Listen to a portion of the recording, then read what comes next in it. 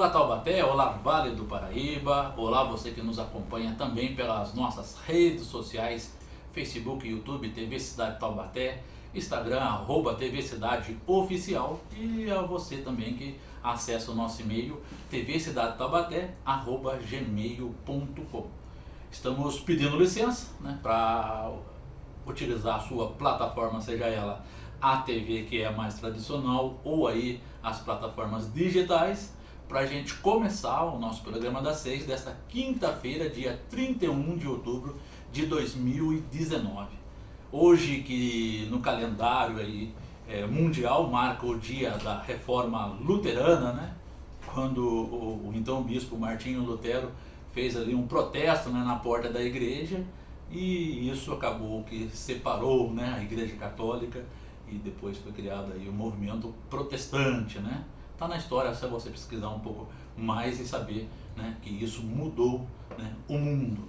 Hoje, lá na parte de cima do nosso continente, do outro lado, no hemisfério norte, é o dia das bruxas. E aqui no hemisfério sul é o dia das nossas lendas brasileiras, Nós temos a bruxa mais famosa, eternizada na literatura lobatiana, que é a Cuca, Inclusive parece que ela está andando aí pela cidade, Pelo menos a Secretaria de Turismo e Cultura, através do nosso secretário Márcio Carneiro, Está fazendo um bonito trabalho, trouxe aí o lobisomem na festa da Imaculada, e agora a Cuca está fazendo as intervenções artísticas na cidade. E em São Luís do Paraitinga também o povo comemora o Dia do Saci, para a gente reconhecer essas lendas brasileiras também como fazendo parte da nossa cultura. Inclusive o Dia do Saci, a gente tem que lembrar que é até instituído a lei, lei estadual, no estado de São Paulo comemora, que atrás do Saci tem várias histórias, além de histórias orais, tem a questão da preservação das matas, etc. e tal, e é uma lei do então deputado Padre Afonso Lobato, Então a gente parabeniza o deputado por ter essa iniciativa, e através dessa lei, por exemplo, em São Luís do Paraitinga tem várias atividades como a sociicleta, a corrida do Saci, o dia inteiro o pessoal aproveita para festejar e confraternizar. E hoje também é o dia do comissário de voo, e temos alguns amigos aqui na cidade, alguns amigos na região que atuam na nossa aviação na área de comissariado, É um trabalho que a pessoa tem que se dedicar muito, estudar bastante, e se desprender um pouco da família, Então, para você que é comissário de voo, aquele abraço também. Gente, entre os nossos recados, eu quero dar os parabéns ao grupo Somos Todos Centenários, que é aqui da cidade de Taubaté, que está completando um ano de vida, um ano de existência na nossa cidade, e esse grupo tem feito um bonito trabalho em defesa das nossas árvores, do nosso meio ambiente de forma geral, em Taubaté, e já estão se estendendo para a região. Infelizmente, o grupo só foi criado porque há um ano atrás, eu inclusive sou uma das pessoas, que estavam lá na rua Chile, ao lado do estádio Joaquim de Moraes Filho, para tentar defender a supressão do eucalipto centenário, que era símbolo da nossa cidade, que mesmo diante de todos os pedidos para serem feitos novos laudos, isso não foi atendido, e hoje não existe mais. Está fazendo um ano que o eucalipto centenário foi para o chão, Depois deles, outras árvores também acabaram indo para o chão, e o grupo vem trabalhando a conscientização ambiental, a educação ambiental, vem cobrando das autoridades políticas, de identificação das nossas árvores centenárias, e também das outras espécies aqui da nossa cidade, porque a gente reclama do calor, mas às vezes esquece que é a árvore que permite a sombra para a gente, e permite aí a renovação do ar. Então, parabéns ao grupo Todos Centenários. Hoje fizeram uma atividade lá na UPA São Marino, plantaram 33 árvores, levaram a criançada toda lá, teve bolo, teve festa, Então, da adversidade, as pessoas se unem e nascem boas ideias. Não vou falar o nome do pessoal, porque são muitos que atuam em defesa das nossas árvores aqui em Taubaté. Temos aqui também o recado lá da DICOM, né? A DICOM, que é nosso colaborador aqui da TV Cidade. A DICOM está dando uma dica aqui a respeito da medida provisória 899/19, né? A lei assinada agora no dia 16 de outubro, uma medida provisória para regularização de dívidas com a União, né? E a medida prevê desconto de até 70% e pagamento de até 100 meses. Então é muito bacana para quem está endividado, precisando acertar a situação com o leão, né? Com a União, com o país, né? E não sabe como. Então foi baixada uma medida provisória e agora ela só precisa ser aprovada pelo Congresso Nacional. Então a gente tem que pressionar, né, o nosso Congresso para que se torne lei efetiva, né? E o texto passando a ser aprovado, a Receita Federal vai regulamentar o programa, né, detalhando como que será a adesão e demais procedimentos. Então a gente aproveite aí, cobre o seu deputado, né, seu deputado federal especialmente, né, cobre o senador, para que essa medida seja aprovada logo, né? A gente precisa pôr as nossas contas em dias, né? E isso ajuda muito também a economia a fluir. Então esses são os nossos recadinhos. Sim, faltou um aqui. Nosso querido amigo Roncalli, né, pediu para a gente reforçar que no domingo agora, né, às 15 horas, lá no Marlene Miranda, vai ter o 4º encontro umbandista de Curimba e tambores. A entrada solidária, 1 quilo de alimento, né? Vários templos são convidados e é uma realização aí da escola de Curimba, acabou pro Girassol, né? E é na rua José Francisco da Silva, número 45, no Marlene Miranda. Então, inclusive o pessoal do Itajubá, Baixo do Vale, né, do Maracatu, estará lá apresentando, né? Vocês viram a entrevista que nós fizemos no começo da semana com o Roncalli Rostenberg, né, que é o fundador e professor lá da escola. Um abraço para o Roncalli e para a querida mãe Márcia Moreira também.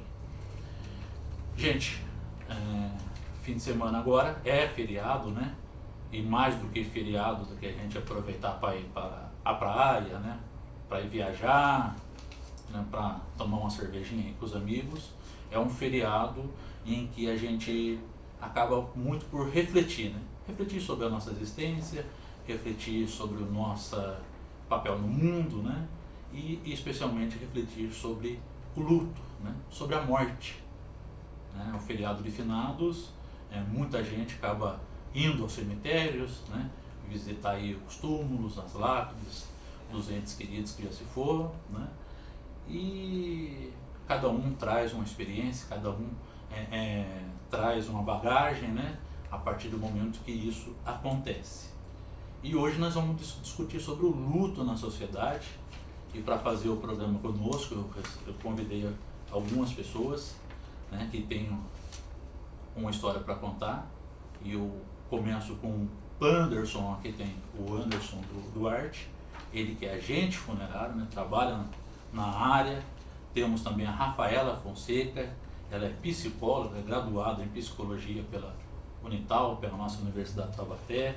Nós temos a Daiane Gomes de Mello, né, que é bacharelanda em comunicação social, habilitação em jornalismo, também pela nossa Universidade de Taubaté. Tem um livro, inclusive, chamado Histórias Veladas, né, tá aí saindo do forno agora.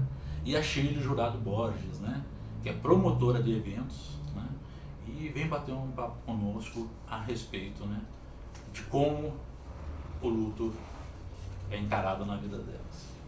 E quero começar dando boa noite para vocês. Boa noite. Né, prazer em recebê-los aqui e vocês vão fazer o programa comigo hoje, né? E eu gostaria de começar conversando com a Rafaela, né? Que tem um estudo aí na área da psicologia, trabalha muito com isso, né? E recebe muitas pessoas que perderam entes queridos, né? As pessoas encaram o luto da mesma forma. E primeiro, antes, eu gostaria, dentro da psicologia, que você pudesse caracterizar o que é luto. Então, assim, né, primeiro agradecer a oportunidade de estar aqui com vocês. E o luto ele é muito particular, tá, André? Quando a gente fala em luto, isso a gente está falando de um indivíduo, o luto no geral, mas para cada um ele significa uma coisa. Você receber pessoas que estão em luto, você primeiro entender o seu próprio luto para você poder trabalhar com essa pessoa. Né? No consultório eu costumo receber pessoas que ou estão passando por um processo de adoecimento de algum familiar ou já passaram por esse processo de luto, né? E ele leva um tempo. Não existe um tempo certo para o luto acontecer, né? Ele vai acabar em tanto tempo, ele não acaba. Esse luto ele é muito particular. Para algumas pessoas ele pode durar 1 ano, ele pode durar 2 anos, vai depender de como ela encara tudo isso, né? E a gente fala um pouco do luto antecipatório, que é quando essa pessoa ela vive esse luto, né? Pode ser frente a uma doença e ela já vai conseguindo trabalhar um pouquinho desse processo, né? Quando essa morte chega. A Daiane resolveu escrever um livro, né, Daiane? Sim. Histórias Veladas. Por que você está escrevendo esse livro? Parece que o luto não é muito comum em publicações, né? Não, não é comum e minha inspiração foi pessoal. Pela morte do meu pai, é uma experiência única e foi muito dolorosa pela forma com a qual eu enfrentei o luto. Eu não experienciei muito bem e não elaborei muito bem o luto, então foi uma coisa que se arrastou durante muito tempo e eu achei que seria uma oportunidade de conscientizar sobre a importância de viver esse momento. E aí, como eu precisava fazer um trabalho de graduação e eu gosto de escrever, foi o unir o útil ao agradável. Eu tive a oportunidade de escrever sobre o luto, encarando alguns conceitos sobre a morte num aspecto cultural e também relatando histórias de como as pessoas se deparam com esse primeiro momento de perda e, no caso, principalmente de perda de entes queridos, como eu vivenciei. A Shirley vinha aí trabalhando, né, no dia a Sim. dia, promovendo eventos para baixo para cima, que não é fácil, Não né? é. Dançando também, né? É. É dançarina, fazendo capoeira. É verdade. E de repente, em dezembro de 2018, você não teve uma notícia boa, né? Não tive. Como que foi Eu isso? estava, inclusive, uns dias antes, a gente estava, porque final de ano a gente costuma ter muitos espetáculos, né? E nós estávamos com um espetáculo, então eu já estava vivenciando esse momento um bom tempo, porque meu pai estava internado desde setembro, então a cada dia a gente estava vendo que ele estava indo aos poucos, né? Só que eu tinha as minhas obrigações, os meus compromissos com a minha companhia de dança e eu continuei fazendo aquilo e para ele também era importante eu estar naquele momento, né? E de repente, uns dias antes, eu até fiz um espetáculo, foi muito difícil para mim, né? Porque o meu pai era uma pessoa, uma figura muito importante na minha vida, a gente tinha um processo de vida assim muito... era muito amor envolvido, meu pai sempre foi uma pessoa muito presente, então foi muito doloroso, né? Hoje se fazem 10 meses, né, que meu pai faleceu, mas a dor ela aumenta a cada dia, mas eu agradeço a Deus, né? E também a dança e a capoeira tem me ajudado muito a aliviar um pouco essa dor que parece que não tem fim, é um buraco sem fim. O Anderson tem uma experiência um pouquinho diferente, né, Anderson? Creio que também deve ter perda na família, né? Mas você vive o luto diariamente? Diariamente. E como que você entrou na profissão de agente funerário? Na verdade, eu fiquei desempregado, né, 7 meses, e por uma indicação foi o que me apareceu. A única coisa que me apareceu foi aí que eu comecei nessa profissão.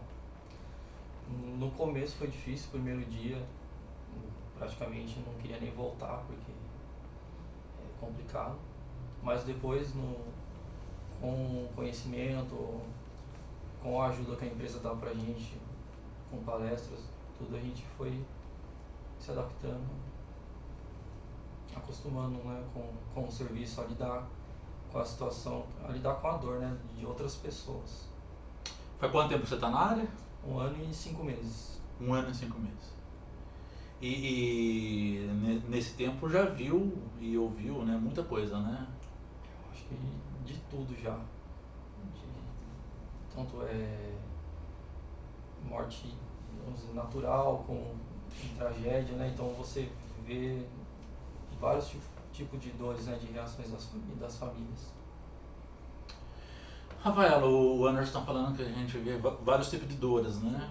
Mas as pessoas, elas estão preparadas para morrer e para ou enfrentar a morte, né, do ente querido? Nem sempre. Eu acho que ainda na nossa sociedade, quando a gente fala da morte ou você fala do luto, é um tabu muito grande. As pessoas evitam estar em ambientes onde se fala de morte. Eu brinco que a gente sabe que vai morrer, mas ninguém espera, né? Ninguém quer que ela chegue. E a questão do André estar de frente com isso, ele tem que lidar com a fraqueza de quem está ali, do familiar que chega, né? De preparar ali toda aquela situação e se confrontar com esse luto, que provavelmente é um luto dele, é um luto dessa família, né? Então não é fácil e as pessoas nem sempre estão preparadas, né? E tudo bem não estar preparado, né? Acho que não é uma imposição, não tem que ser uma imposição. A diferença vai ser como que essa pessoa vai lidar com isso quando isso acontece. Daiane, tudo bem mesmo não estar preparado? Sim, sim. Eu acho que são circunstâncias tão fora do nosso controle e a gente não sabe, imagina quando vem, como virá e até mesmo como nós estaremos naquele momento, porque nós somos seres mutáveis, né? E aquele momento pode ser que você encare de uma forma que você não imaginou que encararia, não é algo como fosse que desse para planejar. E é mais aquela coisa do viver um dia após o outro e ter consciência de que é um processo natural, não tem problema você ficar triste, você tem esse direito de ficar triste, que é uma coisa que a nossa sociedade não gosta. A partir do momento que você fala, nossa, não estou muito legal, levanta esse ânimo. Mas por que não? A tristeza é um sentimento. Você está se entregando a algo referente a uma perda significativa para você e até uma forma de você memorar a pessoa com carinho, porque no primeiro momento há esse distanciamento físico, a gente tem apego à matéria. Você não está ouvindo a voz da pessoa, você não está sentindo o abraço dela e não está vendo. Essa ausência é significativa, você não pode ignorar, porque senão o vazio vai se alastrar por muito tempo e você pode desenvolver outros problemas ao longo da vida. Então a gente tem esse direito de ficar um tempinho reservado e expor isso da forma que achar melhor. Eu procurei escrever um livro que ajudou muito no processo, tanto de elaboração quanto de entender melhor o luto, porque é uma coisa muito superficialmente imposta na sociedade e, como ela disse, a gente não conversa sobre isso, a gente não fala. Quando alguém está triste, fala, eu sinto muito, mas e daí? Por que a gente não pode conversar, sentir um pouco mais da dor da pessoa? Compartilhar, ouvir, as pessoas não se ouvem hoje em dia e é muito importante haver um diálogo. Nesse processo de fazer o livro, né, você falou do pai aí que foi a inspiração, né?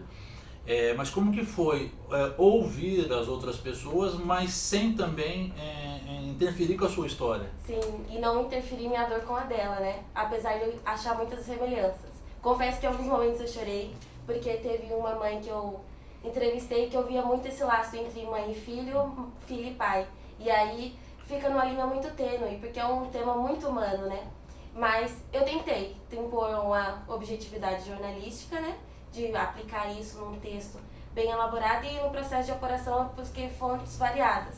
Porque além de pessoas que passaram pelo luto, especialistas, algum antropólogo, funcionários do ambiente funerário, porque cada um tem sua perspectiva e acho que isso é uma ampliação de horizonte, justamente porque é um assunto não tocado, porque não saber a perspectiva de cada um e criar a própria. Isso pode ser muito bom no momento em que você se depara com a perda em si. A pessoa se foi e você fala, pode ser que em determinado momento eu ouvi isso, um colega com quem eu conversei me disse tal coisa, eu posso aplicar para ver se vai ser melhor para mim. A Shirley, né? A Dayana, ela já passou pelo processo faz 5 anos, né, de perder o pai. Você está mais recente, né? Como que foi esse tempo, né? Esse tempo de 10 meses, né? Para você?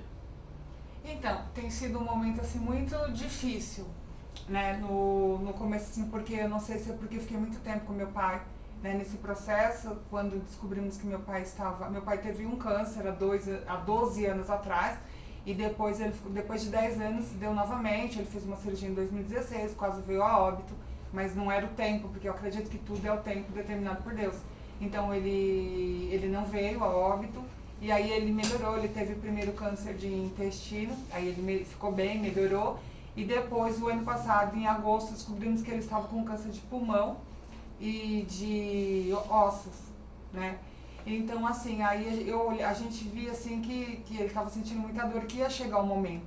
Então, foi um momento muito difícil, porque eu passava dia no hospital, dia e noite, né? Praticamente meio que eu parava a minha vida para cuidar do meu pai. Então, foi um momento muito complicado, tanto que quando avisado que ele tinha ido a óbito, eu não acreditava, e ele usava bolsa de colostomia. Aí eu falei, doutor, quando ele estava no necrotério, né? Aí o doutor falou, eu falei, doutor, ele tá sem a bolsa. Aí o doutor falou, Shirley, com todo amor e carinho, né, que o médico teve, falou, ele veio a óbito. Então, assim, parecia que aquela ficha não tinha caído, né? Foi um momento bem complicado, mas é algo assim que tem me dado força, porque, né, de eu ter falado desse amor entre família, meu pai sempre foi uma pessoa muito amorosa, então tem me dado força, porque alguns dias antes de ele vir a óbito, ele falou que mesmo que depois que ele partisse, ele ia cuidar de mim. E aconteceu algo muito interessante, que no dia do velório dele, a hora que colocaram ele, porque eu que era responsável, que assinava os documentos, então eu que tive que fazer essa parte também na funerária, de assinar, né? E aí na hora que foram lá colocar ele para ser velado, entrou uma borboleta azul. E a borboleta, ela ficou no varão da cortina, assim, né? E aquela borboleta ficou todo o tempo ali. E quando meu pai foram, né, para fazer o cortejo, para ir pro cemitério, a borboleta saiu junto com ele. Então eu vi aquilo como uma forma, né, que algumas pessoas não entendem. Falam, nossa, algumas pessoas essa semana até postei no meu Face, e algumas pessoas falam, nossa, coisa de gente maluca. Só que não, aquilo pra mim tem me dado força. Porque todas as vezes que eu fico mais triste, né, sonhei com meu pai várias vezes, e essa borboleta azul já apareceu. Algumas vezes lá onde eu faço, né, o balé, outras vezes na minha casa, ou essa semana mesmo eu tirei a foto, até postei no Facebook, a borboleta azul na janela do meu quarto, numa árvore, né? E, então, assim, é algo que tá me dando força, isso, mas é muito complicado. E eu te Essas entendo. coisas que... Eu também tenho a representação do meu pai como borboleta. É? Porque aconteceu coisas bem semelhantes. Quando eu fui fazer meu primeiro vestibular, uma borboleta enorme pousou no meu braço. E ficou um tempão ali, tranquilinha. E vários foi se seguindo. Até hoje, quando eu estou no estágio, aparece borboleta. Quando eu estou no dia difícil, aparece. Quando eu vou fazer alguma entrevista de emprego, aparece a borboleta. Tanto que no livro, na capa, é uma menininha toda cheia de borboletas em volta, que é a representação do meu pai, porque eu também acredito que a forma como ele veio me visitar são borboletas. É. Então, aí aconteceu isso, a gente já tinha um bordão antes dele falecer, que significava Neuque Vasque. Nunca se esqueça o quanto eu amo vocês. Somos 8. Que era meu pai e minha mãe, as 2 filhas e os 4 netos. E nós também temos o anel que representa o amor que une, que são 8 corações no anel. Então, assim, são coisas que têm me fortificado, me dado força para superar. Porque as pessoas falam, todo mundo vai passar, né? Quando aconteceu isso com meu pai, aí eu falava, pessoas não precisam me dizer que vai passar com o tempo que for passar. Vai passar, não vai passar, é uma dor que fica. O tempo vai amenizando a sua dor. Aquilo nunca vai passar, né? A perca de um ente querido nunca passa. Você sempre vai ter a lembrança dele de alguma forma, né? E é muito forte. Anderson, você também recentemente passou por uma história emocionante, né, de amor, né? Aí durante um velório, né? Um senhor começou a cantar para a esposa. Ah, sim, verdade. Bem debilitado, né? Ele fez uma serenata na hora da despedida, né, do cortejo, para a esposa dele. Daí aquilo mexe com a gente, né? Daí você tenta segurar a emoção, mas é difícil. Rafaela, cada povo ali tem uma simbologia, né, como eles estão dizendo, ou tem uma maneira de lidar com a morte, né? Por que alguns povos, por exemplo, como no México, né, eles fazem festa, né? Sim. Aqui a gente veste preto, né? Em outros lugares usam branco, né? Por que tem essa diferenciação? Geralmente, aqui pra nós, né, quando a gente fala da morte, é algo muito difícil. No entanto, que o preto ele representa o luto, né? E aí ele vai de particular para cada um. Ainda tem pessoas que vivem o luto de 7 dias, enfim. Quando a gente fala do México, eles comemoram o Dia dos Mortos, né? E é uma festa. Porque isso para eles não representa uma dor, uma questão de tristeza, é de lembrar de quem se foi. Então sempre todo ano é comemorado e aí, né, é colocado lá na cerimônia a foto do ente querido, para que eles nunca sejam esquecidos, né? E tem lugares que quando acontece, né, de ser velado o corpo, acontece festa. Né? Aqui pra gente, a gente tem o nosso ritual, porém é um rito de passagem. Né? E quando a gente fala desses ritos, como foi mudando? Né? Aqui pra nós, antes, os corpos eram velados em casa. Né? A gente vivenciava tudo aquilo. Hoje, já não se faz mais isso. Tem um lugar específico. É muito difícil quem morre em casa, se morre em hospitais. Né? Então, culturalmente isso vai mudando. E a forma com que cada um enfrenta é diferente. A Daiane ressignificou o que aconteceu com ela em forma de livro.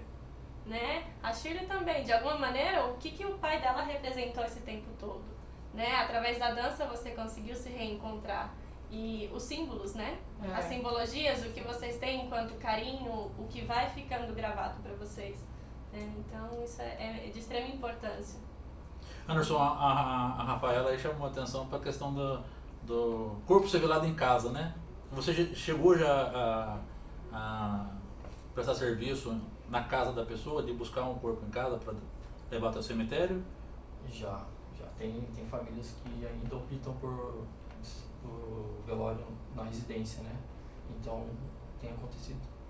Mas por que eles ainda mantêm essa tradição? Olha, geralmente são já pessoas que já são bem antigas mesmo, que já traz essa tradição já de antes já, né? Então é família que já vem velando seus entes queridos já na residência mesmo. Quer dizer, são poucos, mas ainda existem, né? Sim, e com o tempo vai voltando, né? Até a questão de se nascer em casa. Quando a gente fala do morrer em casa e nascer em casa, acho que o que era antes mudou. Então, se nasce num hospital, hoje as pessoas estão voltando. Tem pessoas que ainda preferem, né? Se nasce em casa. Então, eu sempre falo que não tem como a gente falar da morte sem a gente falar da vida. Né? E essa questão do quanto representa para essa família velar o ente querido em casa. Né? Ter as pessoas por perto, esse acolhimento. E, então, com o tempo vai mudando. Mas como amadurecer a questão, por exemplo, de velar a pessoa em casa, mas não ficar lembrando da pessoa ali na sala, né, no espaço, no caixão, e ter na memória somente boas lembranças? Acho que primeiro a gente tem que respeitar quem está querendo que isso aconteça. Né? Foi como o Anderson falou, tem famílias que optam por isso. E tudo bem, porque para eles vai ser melhor assim.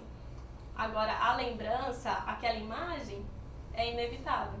Né? Não tem como a gente falar, olha, você não vai lembrar disso, não. E tem casos também que a própria pessoa que faleceu, né, foi um desejo que ela mesma gostaria de ser velada na residência mesmo. Exatamente, e respeitar esses momentos. Dependendo do paciente, quando ele é um paciente que está adoecendo, dentro da psicologia a gente trabalha com os desejos, né, com essas vontades. Então, assim, por mais que ele sabe que ele vai morrer, mas de que forma que ele quer que seja? Como que ele quer que seja feito, onde ele quer ser velado, né? Então a gente respeita sempre isso e trabalha isso com a família também, que é a vontade de quem está indo embora. Bom, dentro aí da questão do respeito, né, existe a questão do luto, né, o preservar o luto, manter o luto, né. Existem estágios, né. Sim. Como que a pessoa, quem está de fora, né, que vê aí a Shirley, que vê aí a Daiane, né, vê, por exemplo, a nossa querida amiga Mônica, que mandar um abraço para você, Mônica. Hoje eu pude te dar um abraço apertado pessoalmente, Mônica Ikeda, né, que essa semana perdeu o filho, né, e muita força, né, a gente está aqui também junto para que daí vier, né, e sempre que puder eu vou dar um abraço em você, né, e fiquei muito feliz de saber que você está com pensamento positivo, né, então como respeitar esse momento, né, das pessoas? Eu acho que primeiro de tudo é se colocar no lugar do outro, né? O que as duas passaram, independente da data, independente da forma que foi, é particular de cada um. Então, o outro precisa respeitar esse momento. Pode ser que para a Daiane tenha durado com uma intensidade que não durou para a Shirley ou que ainda está durando, né? Então, assim, não tem como eu mensurar. Esse luto vai durar por um ano. Pode ser que ele não dure só isso. Pode ser que ele dure uma vida inteira. A questão é até que ponto essa pessoa está conseguindo lidar com as outras coisas da sua vida sem esse luto prejudicá-la. Né? A gente fala que esse luto ele passa a ser patológico quando a pessoa começa a parar de viver. E não consegue mais sair daquilo, né? Não consegue mais fazer as suas coisas e a vida vai parando. E aí isso preocupa. Mas enquanto a pessoa ela tá vivendo aquele momento, a saudade ela sempre vai existir. Não tem como a gente falar da perda de alguém sem falar da saudade. E que bom que ela existe. Eu acho que a saudade é um lugar é onde a gente pode resgatar os momentos felizes, e que a pessoa pode ser lembrada com carinho. Daiane, no seu livro Histórias Veladas, as pessoas relatam também a respeito dessa transformação, da dor em saudade? Sim. A personagem principal que eu entrevistei, que foi a mãe que perdeu o filho, ela fala bastante sobre a saudade, sobre a aceitação, que é um processo muito difícil do luto. Que às vezes a pessoa fica ali na negação, e meio que não se conforma com a passagem da pessoa, pela finitude dessa vida. E ela falou bastante sobre como ela sente muito a presença do filho até hoje, e que isso não traz mais dor, é uma saudade boa. Aquele tipo de saudade que faz você resgatar a memória da pessoa, valorizar e ter gratidão por ter participado da vida dela e ela ter participado da sua. E essa passagem é muito gradativa e nem sempre também um processo tão evolutivo. Há momentos que você está aceitando bem a saudade e a dor vem de uma forma que você não imaginava. Você fala, putz, achei que já tinha isso. Achei que não ia doer mais lembrar dessa coisa. Fotografias, momentos. Que a nossa mente é uma coisa louca, Lembra de coisas assim de muito tempo atrás ou de quanto antes. E eu acho que até por esse momento do luto, a nossa a memória fica muito alarmante. Então você lembra muito mais a pessoa no dia a dia justamente pela falta. Então há um momento que deixa de ser dor e é uma saudadezinha boa. Um pouquinho dolorida, mas boa. Chile, como que é encarar a dor e a saudade, Qual é o momento aí que você vê que a dor está chegando? Em que momento também do dia você sente saudade, mais saudade? Então, assim, eu agora, desses meses de setembro pra cá, a dor começou a aumentar mais, que foi quando ele começou, que ele internou mesmo, que os médicos falaram que só ia internar, que ele já era um paciente paliativo, que ele só ia internar quando tivesse mesmo, que não teria mais jeito e não ia mais voltar pra casa, o médico já tinha avisado. Então agora a dor parece que tá voltando lá no começo, de quando ele veio a óbito. Porque foi os tempos que eu fiquei no hospital e as lembranças, porque a gente tirava muita foto lá no hospital mesmo. Então ele dormia de mão dada comigo, eu tenho fotos até com ele dormindo, até no meu perfil do WhatsApp era ele segurando a minha mão, que foi a última noite que eu dormi com ele, antes dele vir a óbito. Então agora eu acho que tá voltando aquela dor que eu estava quando ele se foi. Porque eu tô lembrando dos momentos que eu fiquei com ele no hospital, porque o Face começa a mostrar, aquelas postagens de 1 ano de recordação, Então eu acho que agora o momento tá voltando novamente, aquela dor, e chegar o dia, dos finados e final de ano, o ano passado eu já passei o final de ano, Natal e Ano Novo sem meu pai, e então foi muito difícil, porque ele sempre foi uma pessoa muito presente, sempre se preocupou muito com a gente, então até quando ele estava, uns dias antes dele, não reagir mais, antes de vir a óbito, e ele falava que ele não tinha medo de morrer, mas ele tinha medo de nos deixar. Porque ia ficar um vazio, porque nós éramos muito unidos, Nós éramos uma família, sempre fomos muito unidos. Então essa dor tá na vida de todo mundo, na vida do meu filho de 8, como na vida do meu filho de 22, a minha mãe. Minha mãe ainda não conseguiu tirar as coisas dele. As coisas permanecem, vai fazer 10 meses, minha mãe permanece com as coisas no mesmo lugar. Então tá muito difícil. Então quando eu entro no quarto dele, porque como ele ficou na minha casa, então eu entro no quarto dele e vejo as coisas dele, o óculos dele está na escrivaninha, as roupas dele estão penduradas no cabide. Então é muito difícil. Lidar com essa dor é muito difícil. Tem que pedir muita força para Deus mesmo. Porque tem hora que parece que faz um buraco assim, aquela dor profunda, assim, que parece que vai desabar o mundo. Aí você fala, não, Deus, me dá força, fico bem, aí eu lembro de algo que ele falava pra mim, aí eu vejo a borboleta, aí é o que vai me dando, eu vou revigorando e vou ficando melhor. Mas é muito difícil. Como que faz para a pessoa conseguir amenizar essa dor, Conseguir diminuir? É possível acabar com ela também ou não? Acabar de vez não, Eu acho que é muito difícil. A questão do tempo, A gente fala que o tempo ele é amigo e ele é inimigo ao mesmo tempo, Ao tempo vai diminuindo a dor, a saudade nunca acaba. Você falou algo importante que é se desfazer das coisas, né? As coisas ainda continuam no mesmo lugar. Então, assim, talvez para tua mãe aquilo represente algo que ela ainda não conseguiu, né? E para ela mexer naquilo é muito difícil. Então a gente tem que respeitar o tempo do outro. Em algum momento ela vai mexer. Em algum momento ela vai querer tirar. O que não pode é que aquilo perdure aí por uma vida toda, né? Porque daí começa a fazer mal. Mas no tempo certo, que ela entender que é certo para ela, eu tenho certeza que ela vai, né, colocar cada coisa no seu lugar, numa caixa de lembranças, né? E que bom que vocês têm esse carinho, né, enquanto família, de acolhimento mesmo, e das lições que seu pai deixou. Né? Acho que isso é muito valioso. É, muito importante. Eu acho que a união da família, o amor, mesmo nesse momento, né, de perca, ajuda muito. Sim. Quando temos uma família, uma estrutura familiar, né? Eu acho que ajuda demais isso. No meu caso, isso foi algo prejudicial, porque sobrou, assim, basicamente minha família, eu e minha mãe. Então, as duas no sofrimento, uma dando apoio para a outra, só que a forma que a gente buscou no primeiro momento foi de se fazer de forte, não se entregar aquilo. Então, eu sou forte por você, você é forte por mim, não vamos se entregar aquilo. Foi da onde o luto perdurou, chegou a um estágio de patológico e eu não tinha conhecimento, não foi vir à tona durante uma terapia.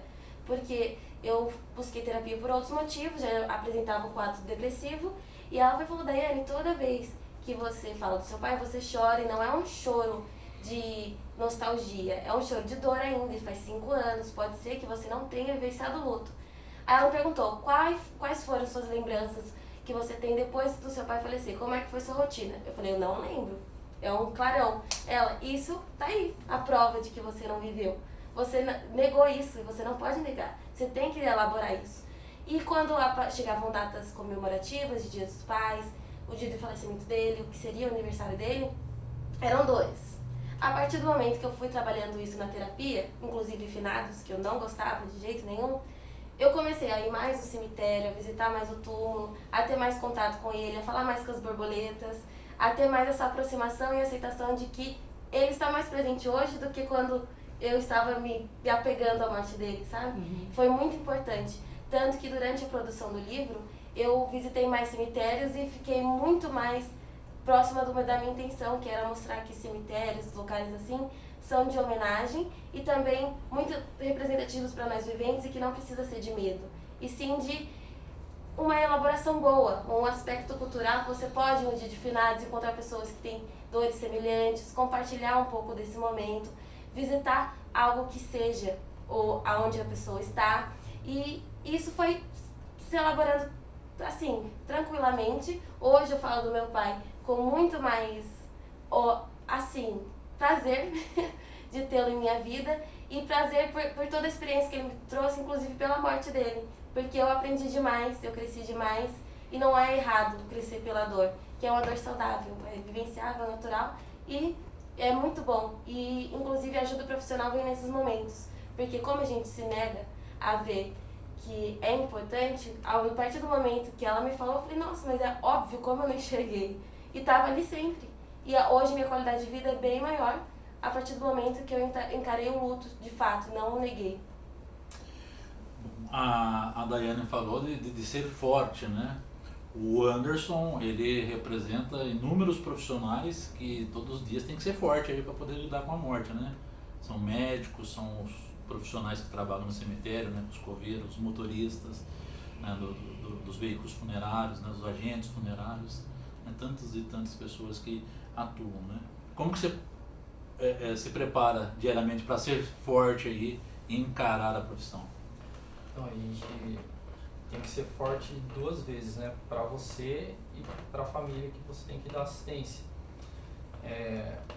A minha base mesmo para essa força de encarar mesmo é a minha fé mesmo, que eu busco todo dia, né?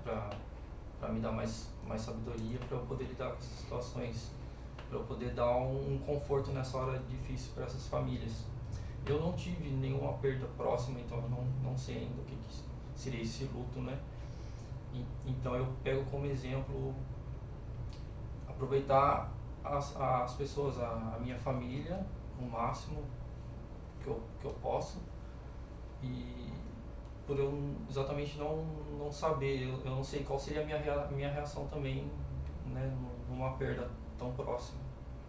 Na hora ali do do velório, na hora também do enterro, as pessoas te procuram também para uma palavra amiga, né? Às vezes a gente sabe que eu já participei de velório que tinha uma pessoa só, né?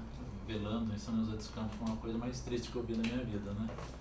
Velando ali não tinha mais ninguém, enquanto no velório que eu estava tinha mais de 1000 pessoas, né? Então, complicado. muito Te triste. procuram para isso, para receber um carinho, receber uma palavra. Procuram. Elas chegam, na verdade, perguntando como você consegue, né, trabalhar com isso, tá vivenciando, né, essa dor todo dia, né, a gente já não é difícil, para vocês que são todo dia, né, daí a gente tenta dar um abraço, assim, vou dizer, palavras é difícil nessa hora, a gente não consegue tirar, mas só de você dar um abraço na pessoa, ela já se sente já mais acolhida.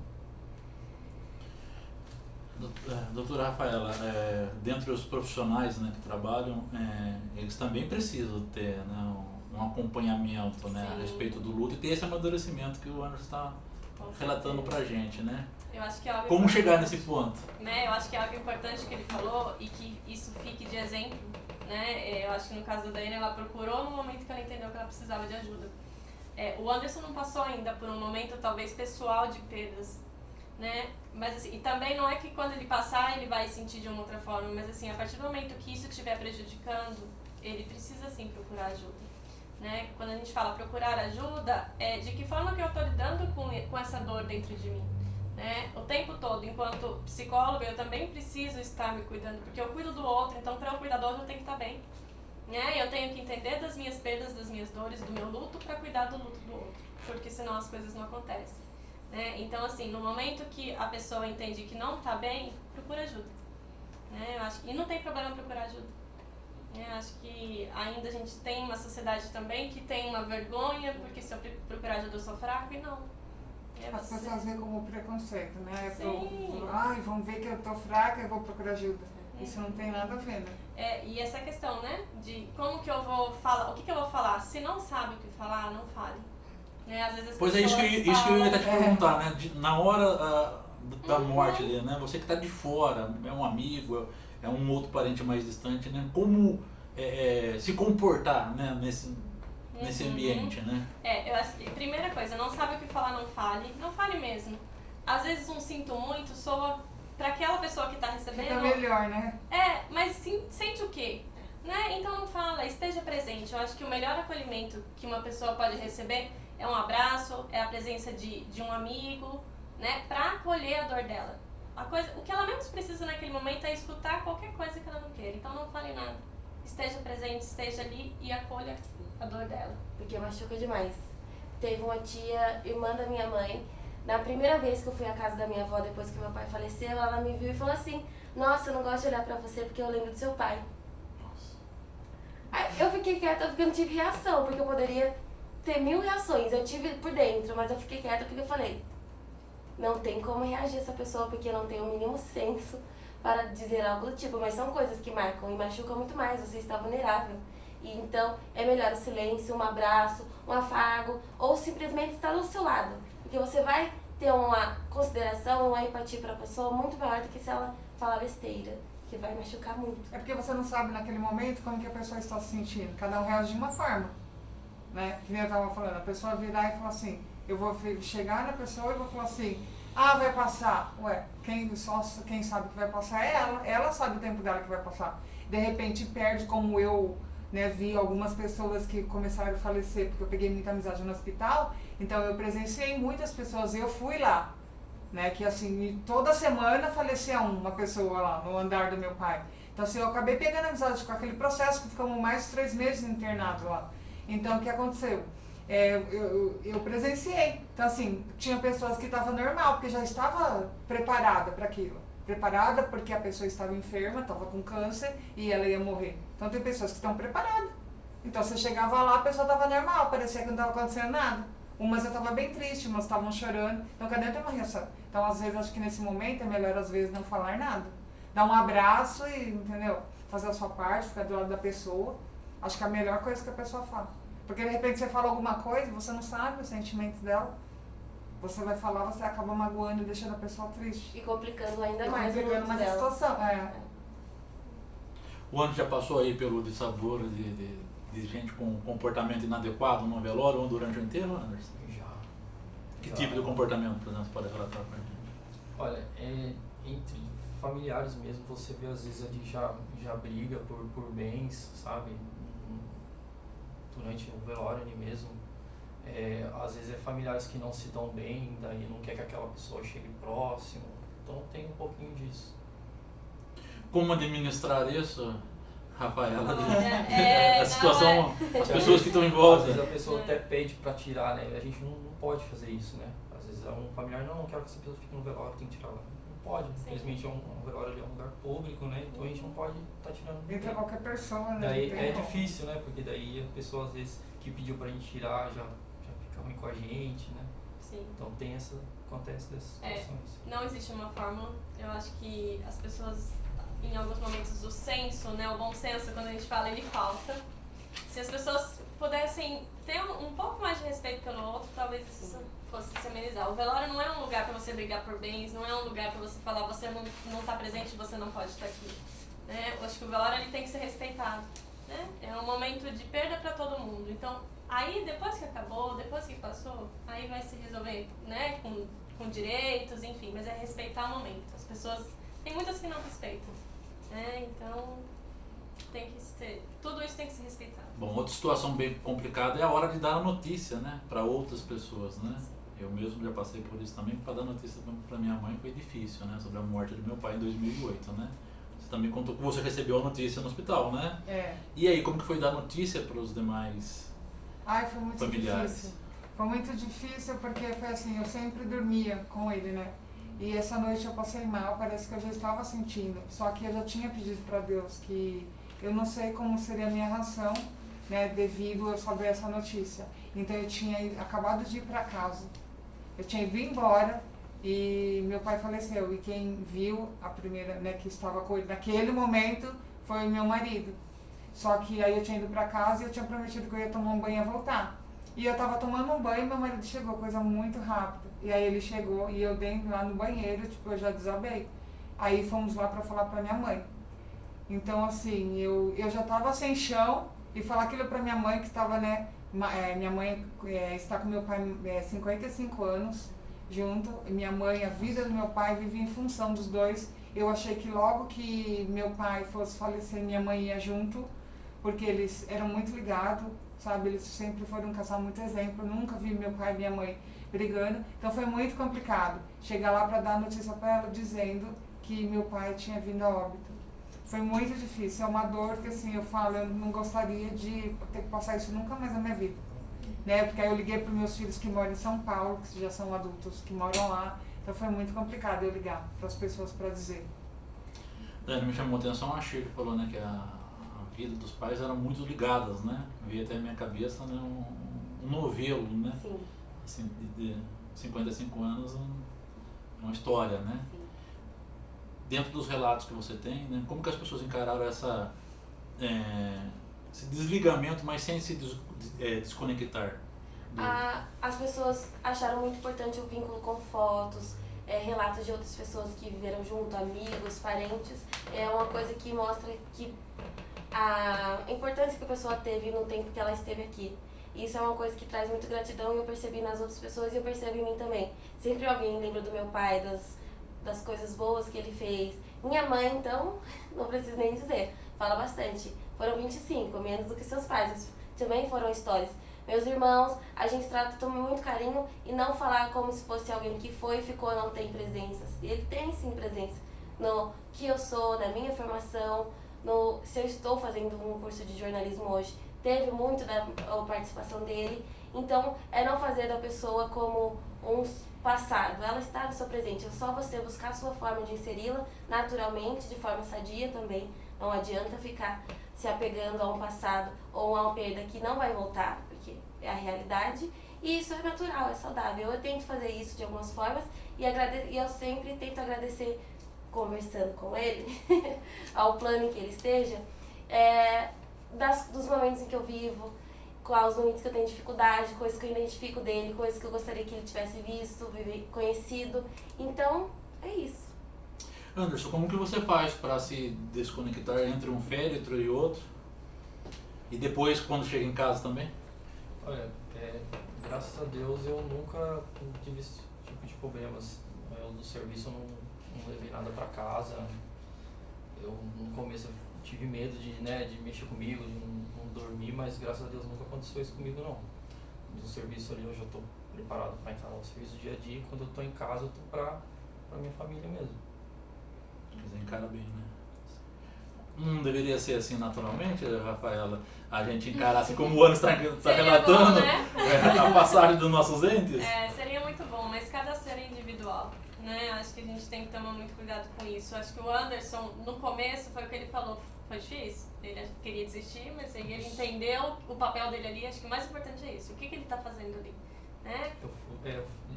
Eu fui entender assim a minha profissão depois de uns 6 meses, que eu fui ver que eu já, antes de eu entrar para essa profissão, eu já estava sendo preparado para ela. Então, daí que eu fui entendendo o porquê de eu estar hoje nessa profissão. Inclusive, gente, esse programa só ocorreu porque o Anderson colocou um texto no Facebook, né, falando sobre a profissão do agente funerário, que me chamou a atenção. Foi no dia 21 de agosto. Olha, nós estamos no dia 31 de outubro, né, falando sobre isso. E ele fala assim, resumidamente, muitas vezes troquei churrasco, festas, viagens e horas de descanso por horas de plantão, né? Deixei minha família e amigos, né? Deixei as datas comemorativas para cuidar de pessoas que perderam um ente querido. Chorei com perda de amigos, já segurei o choro diante de muitos familiares. Não é nada fácil, não é para qualquer um. Sei que fui escolhido por Deus para essa profissão. Não me arrependo, meu conforto é poder confortar os familiares, esses familiares nesse momento difícil de perda. Não foi por falta de opção, por estar desempregado, foi o que apareceu. Hoje a minha profissão é meu orgulho. Então, é um dom, né? É um dom que Deus te deu. Isso. Porque não é fácil, né? A gente tá descobrindo, né? E acho que a pessoa tem que saber o limite, né? Aonde eu consigo estar. A pessoa, a partir do momento que ela se conhece, ela sabe onde ela consegue estar e dá conta daquilo. E acho que esse processo é o qual você viveu e está vivendo hoje. Exatamente. Bacana. Daiane, esse livro tá saindo da gaveta, tá saindo do forno? Tá. Como que tá o processo? Saiu do forno ontem. Ontem? Você não trouxe ele pra gente? Trouxe. Pega aí pra nós, Ivan, Tá ali, fazendo ó. um favor. Tá na bolsinha lá. Vamos Isso. mostrar o livro, né? Em primeira A mão, outra. isso. Ele ontem saiu do forno, foi a entrega oficial. E aí tá prontinho, ficou do jeito que eu queria. Deixa eu ver. Obrigada. Aqui ele, bonitinho. Que lindo. A ilustração foi um amigo que fez pra justamente representar esse vínculo que eu Como que tive. chama um amigo? Adam Castro. Nada. E aí, histórias veladas justamente por isso, porque em cemitérios existem muitas histórias que a gente pode aprender e extrair, basta você ter vontade e afinidade pelo tema, né? E eu gostei, tipo, bastante, a minha intenção foi, e eu gostei que saiu assim, de colocar bastante fotografias dos personagens que eu contei, sobre os cemitérios em si, para mostrar uma visão um pouco mais artística. Dia de Finados eu coloquei 2 ensaios fotográficos de como fica todo florido, todo bonitinho, como tem esculturas representativas, culturais e, claro, uma dedicação pro meu pai, uma fotinho nossa que eu coloquei, que é a foto preferida em casa. Essa deu ruim. Essa é a nossa, linda. foto favorita, que eu e minha mãe a gente guarda com recordação. É de 15 anos essa? Não, foi antes, eu tinha uns 13 para 14, por aí. Esse aqui é a mãe de um amigo, porque durante o processo de finalização do livro, eu estava escrevendo o livro, inclusive, a mãe do meu amigo faleceu. E foi um momento muito diferente para mim, porque eu já tinha entrado em contato como uma estudante de jornalismo fazendo seu TCC, como uma pessoa que perdeu o pai, e eu falei, e aí, como é que eu vou reagir? E eu não tinha ido nenhum velório, nenhum enterro depois que meu pai faleceu. Eu fui e eu fiquei muito surpresa como o luto foi diferente do meu amigo. Porque o jeito dele foi de não chorar tanto, e a gente falou, você não pode se fazer de forte. Eu não tô sendo forte, é o meu jeito. E estar presente, foi uma coisa que eu quis muito, e o livro em si eu dediquei, a base de inspiração é a empatia que a gente tem que ter com pessoas que perdem pessoas queridas, porque é algo tão único que você perdendo alguém, você tem uma noção, mas é muito difícil. E aí eu dediquei a ele também e a mãe dele, porque foram pessoas que demonstraram que sim, eu estou amadurecendo nesse processo, estou conseguindo ressignificar o luto. E meu pai, eu acho que ele está bem contente com o resultado, com a filhota, usando ele como base de inspiração para crescimento profissional, estudantil. Bacana. Anderson, o que você fala para quem aí às vezes perde a oportunidade de emprego, né? Porque tem medo de encarar a morte de frente? Você fala assim na área do... Na área profissional sua. Profissional? Eu aconselho, igual eu estava conversando, né, com ela lá, e eu acho que se todo ser humano, eu acho que se passasse por essa profissão agente funerário, eu acho que o mundo seria bem melhor, o valor das pessoas, né, a você amar mais a pessoa enquanto ela está ali do seu lado, viver o hoje mesmo, não ficar se importando com intrigas, com briga, porque a gente não sabe, né, o dia de amanhã. Então, as pessoas que queiram entrar nessa área de agente funerário, para mim é uma satisfação. Inclusive a minha empresa, ela faz... Pode falar o nome da empresa. A Sagrada Família, né, Funerária Taubaté. Daí ela faz um plantão, né, todo dia de finados nos cemitérios municipais. E esse ano eles vão estar fazendo uma homenagem, vão estar distribuindo rosas para as famílias, né, dando um abraço, um conforto a mais ali, né, para as pessoas que estão indo matar a saudade. Né. Shirley, para quem, né, tá passando por isso, né, agora recente, para as pessoas que ainda vão enfrentar isso, né, qual que é o seu recado? Então, para as pessoas que ainda vão enfrentar, eu falo que ame demais, beije demais, abraça demais, para de ficar, entendeu, achando que é melhor que alguém, sabe, tem que viver. Se você tem sua mãe, seu pai, seu filho, seja quem for, dá muito amor, muito carinho, viva. Se você tem filho pequeno, você curte, porque a gente não sabe o dia da manhã, né, o dia da manhã pertence a Deus e é só Deus que determina, né, a vida e a morte. E as pessoas que estão passando por isso durante esses dias, alguns, né, que ainda está recente, que peço a Deus que dê força. Se você precisar de algum apoio, vai atrás, não tenha vergonha, vai procurar um psicólogo, né, porque isso é algo natural que todos nós temos que passar, né. Não vamos dizer que vai acabar, não vai acabar, mas ele pode amenizar de alguma forma. Se você gosta, né, se as pessoas gostam de fazer alguma coisa, se dedique naquilo que gosta, né, para poder dar uma ajuda. E se tiver muito forte, não está sem controle, procure ajuda, procure psicólogo para fazer um tratamento que vai conseguir vencer todas essas coisas. Rafael, então é com você. E assim, eu acho que só né, para finalizar isso, aproveitem. Acho que é isso que eles trazem, aproveitem mesmo. Porque a gente sempre espera o feriado, o final do ano, as férias, e a gente não vive o hoje. Então a gente precisa viver hoje.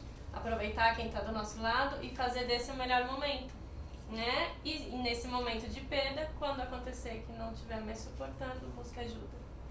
Bom, eu quero agradecer a vocês, que vocês viram que 1 hora passa rápido, Muito né? rápido. A gente tem muito mais assunto para a gente poder debater a respeito do luto, né?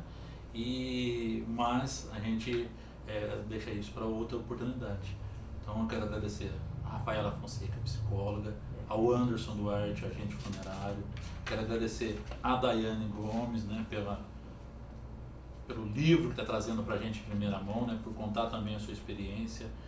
A Shirley Jurado, né, Shirley Jurado Borges, por também estar relatando a sua experiência, né, que eu tenho certeza que vai servir para muita gente nesse programa também. E desejar que todos, né, tenham um feriado de finados, né, de forma tranquila, que eu possa realmente ter a saudade, né, dos entes queridos de forma amadurecida e saber que enquanto eles estiveram aqui, né, foram importantes para a gente, né. E como diz a música, né, a gente tem que saber amar as pessoas como se não houvesse amanhã, né. Então, dentro desse recado, que eu agradeço também a nossa equipe aqui da TV Cidade, né, o Ivan, que está aqui com a gente no estúdio, o Jefinho na nossa técnica, a Claudinha Mello, né, e todos aqueles também que já passaram pela nossa TV Cidade e não estão mais aqui, né, como o Augusto César Guará, que dá o nome a esse estúdio aqui da nossa TV Cidade, né, que a gente tem muito carinho até hoje por ele, Fred Frediani, que foi-se embora semana passada, né? E tantos outros amigos, né? Que por aqui fizeram história conosco. Então, quero desejar a você uma ótima noite. Amanhã nós estamos de volta aqui a partir das 18 horas.